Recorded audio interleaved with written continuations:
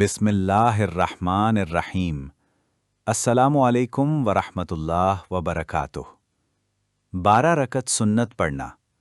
عائشہ رضی اللہ سے روایت ہے کہ رسول اللہ صلی اللہ علیہ وآلہ وسلم نے فرمایا، جو شخص ہمیشہ 12 رکعت سنت پڑھتا رہے گا، اللہ تعالیٰ جنت میں اس کے لیے ایک مکان بنائے گا۔ 4 رکعت ظہر سے پہلے، 2 ظہر کے بعد، 2 رکعتیں مغرب کے بعد، 2 رکعتیں عشاء کے بعد اور 2 رکعتیں فجر سے پہلے۔ جامع ترمذی، حدیث نمبر 414۔